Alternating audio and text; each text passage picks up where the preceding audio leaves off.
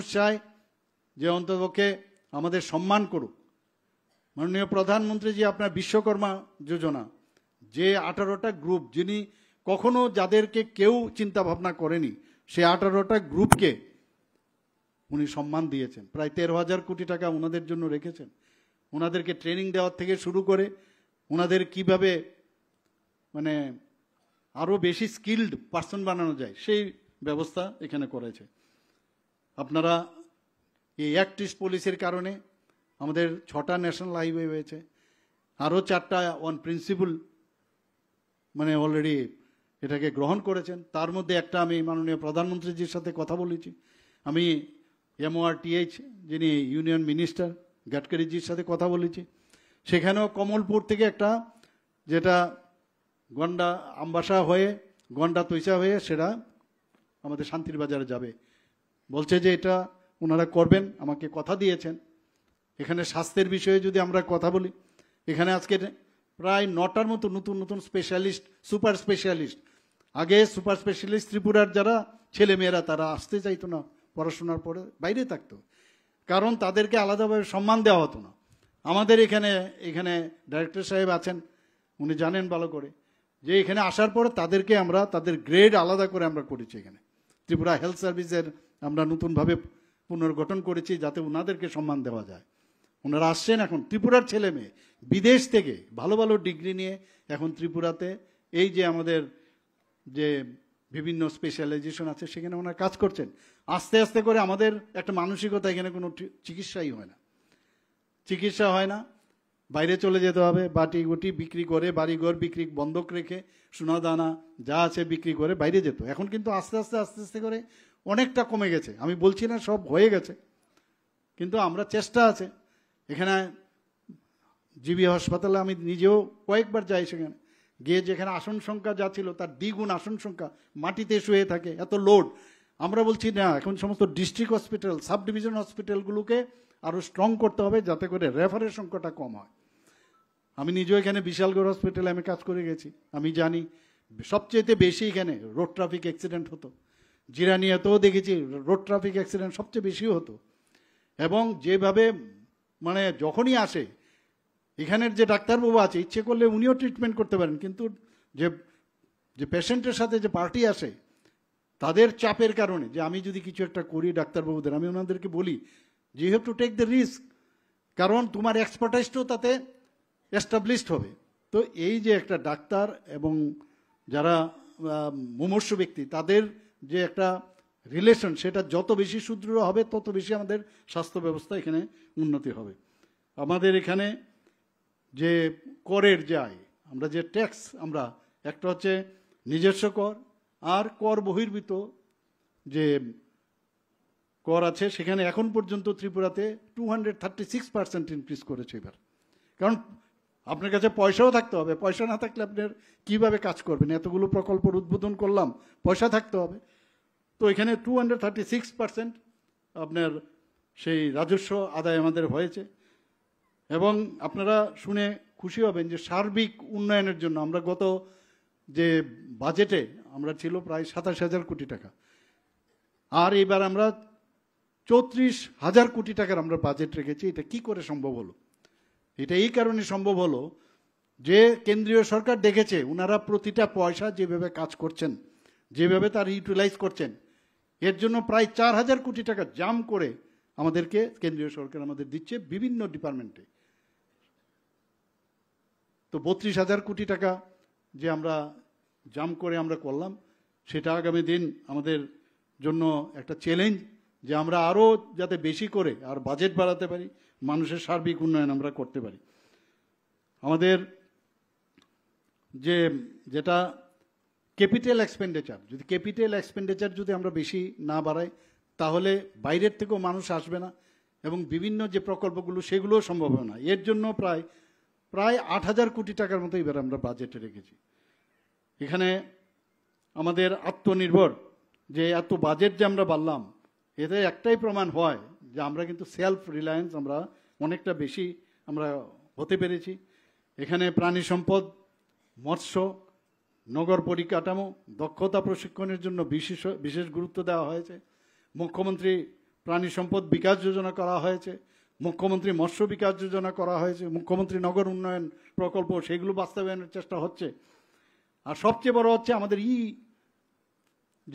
ই office, ভারতবর্ষের একমাত্র ত্রিপুরায়, যেখানে অন্যান্য জায়গায় office up to sub divisional লেভেলে হয়েছে, আমাদের ত্রিস্তরীয় পঞ্চায়েত পর্যন্ত অফিস হয়েছে, যেটা ভাবা যায় না কোনোদিন। ক্যাবিনেট থেকে আরম্ভ করে অফিস, তাতে করে তাড়াতাড়ি সব কাজ দ্রুত গতিতে হচ্ছে। কোনো জায়গায় খামতি আছে কিনা তার জন্য মনিটরিং হচ্ছে, আমরা কম্পিউটার কিনে দিচ্ছি।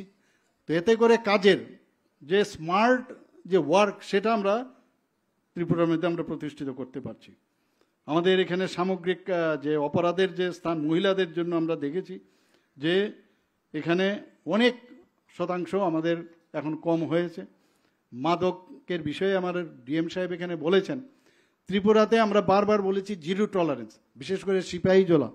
এখানে সবাই জানে যে সিপাহীজলা একটা আতর ঘর, এখানে বহুদিন ধরে এই প্রচেষ্টা, সেই লেফট ফ্রন্টের আমল থেকে আমরা সেখানেও হাত দিচ্ছি, সারা ত্রিপুরাতেই হাত দিচ্ছি যে কোনো অবস্থায় এখানে যারা মাদক কারবারিরা আছেন তাদেরকে ছাড় দেওয়া হবে না, এবং জিরো টলারেন্স আমরা নীতি আমরা এখানে নিয়েছি। এবং তাতে করে আমরা দেখেছি গ্রেপ্তারও হচ্ছে, এবং মাঝখানে যারা দালালরা আছে তাদেরকেও আমরা ধরবার চেষ্টা করছি, এবং অনেককে অ্যারেস্ট করা হয়েছে, সাজার পরিমাণও অনেক বেশি হয়েছে এখানে। এবং 2023 সালের থেকে 2024 সালে যারা বাংলাদেশ থেকে এখানে মানে অনুপ্রবেশ করছে তাদেরকে এখন পর্যন্ত প্রায় গত বছরের তুলনায় প্রায় 16% বেড়েছে। আপনারা সবাই জানেন যে 2024-এর 1 জুলাই নতুন ফৌজদারি আইন কার্যকর হয়েছে, ভারতীয় ন্যায় সংহিতা, ভারতীয় নাগরিক সুরক্ষা সংহিতা, ভারতীয় সাক্ষ্য অধিনিয়ম। তার জন্য আমি নিজেও গিয়েছিলাম গুয়াহাটিতে, মাননীয় গৃহমন্ত্রীজি ছিলেন, ডিজিপি সাহেবও ছিলেন, চিফ সেক্রেটারি ছিলেন। এটা নিয়ে ভীষণভাবে ওনারা যাতে এই আইনটা, কারণ বহুদিনের পুরনো সেই ব্রিটিশ আমলের অনেক আইন আছে যেগুলো কোনো অকেজো, সেই আইনগুলোকে বাতিল করে নতুন আইন করেছে। তার জন্য সম্যক ধারণার জন্য তার জন্য ট্রেনিং হচ্ছে, এতে করে অনেক সুবিধা হবে। এবং সবকটাই কিন্তু মানে সিটিজেন ফ্রেন্ডলি, এগুলো যে হচ্ছে সিটিজেন ফ্রেন্ডলি। আমরা আশা করি যে এখন পর্যন্ত আপনারা শুনে যে চাকরি নেই প্রায়শই বলে, আমাদের এই সরকার আসার পর আজকের দিন অবধি প্রায় 19,262 জন সরকারি চাকরি আমরা ডাইরেক্টলি এই চাকরি আমরা ত্রিপুরা সরকার দিয়েছি। এবং সিকিউরিটি গার্ড এবং অন্যান্য পরিষেবার ক্ষেত্রে আমরা এজেন্সি যেগুলো আছে 2,987 জনকে সরকারি ও বেসরকারিতে আমরা প্রতিষ্ঠানে আমরা নিয়োগ করেছি, যেখানে আউটসোর্সিং ও যেখানে চুক্তিতে চাকরি পেয়েছে প্রায় 5,771 জন। তো সেইভাবে আমরা কাজ করছি। আগামী কয়েকদিনের মধ্যে আরেকটা আমার সেই ওনাদেরকেও স্বাস্থ্য বিভাগের এবং আরেকটা বিভাগের আমার যে ওনাদের অফার বিলির একটা প্রোগ্রাম রয়েছে। তো প্রতিদিন এই যে 19,000 আমি বললাম সেটা আস্তে আস্তে বাড়তে থাকবে, ঊর্ধ্বমুখী। একদিকে আমরা চাকরিও দিচ্ছি, আবার যাতে এমএসএমইর মাধ্যমে যাতে এন্টারপ্রেনার হতে পারে তার ব্যবস্থা করেছি।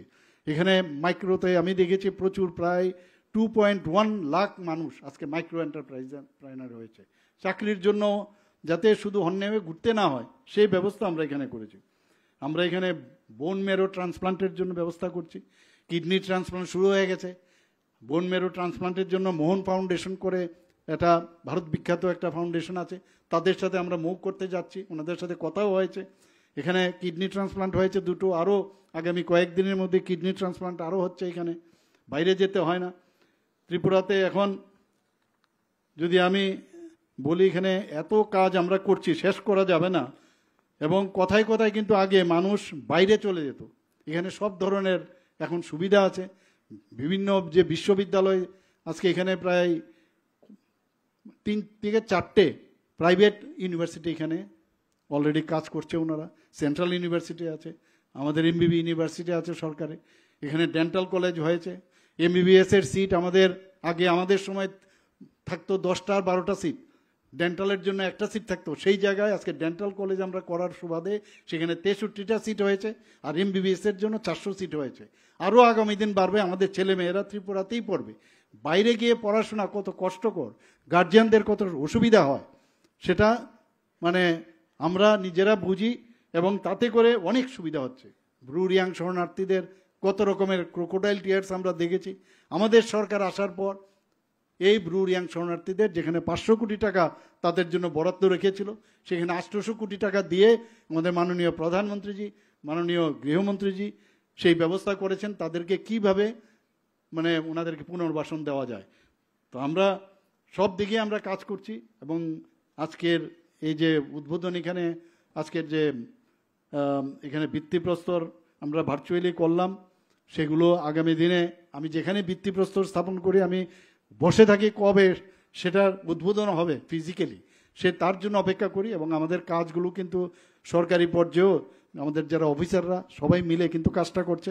এখানে কিছুদিন আগে আমি এসেছিলাম, আপনাদের প্রায় 50 কোটি টাকার উপরে যে আর্টিফিশিয়াল এলএম কোড, সেটারও কিন্তু আমি জিজ্ঞেস করছিলাম মাননীয় এমএলএ সাহেবকে এটা কাজ শুরু হয়েছে কিনা। আমি বললাম যদি কাজ শুরু না হয় আমাকে বলুন। প্রায় 50 কোটি টাকার উপরে প্রকল্প কিছুদিন আগে আমরা এখানে ভিত্তিপ্রস্তর স্থাপন করে গেছি এবং আগামী দিন আরও অনেক কিছু করব। এবং আমি ওনাকে একটা লিস্ট দিয়েছি। এই কিছুক্ষণ আগে আমি কমলা সাগরের যে বিধায়িকা আছেন ওনাকেও দিয়ে এসেছি কত কাজ আমরা করেছি, এবং এবার এসে ওনাকে আমি দিয়েছি যে বিশালগড়ে এই জায়গার মধ্যে কি কি কাজ আমরা করেছি। কাজের শেষ নেই, অন্তহীন, কিন্তু আপনাদের সাপোর্ট এই সরকারের উপর যখন থাকবে আরও আমরা কাজ করতে আরও অনুপ্রাণিত হব এবং আরও কাজ করার ইচ্ছে আছে। সবাইকে অসংখ্য ধন্যবাদ জানিয়ে, নমস্কার জানিয়ে আমার বক্তব্য শেষ করছি। জয় হিন্দ, ভারত মাতা কি জয়।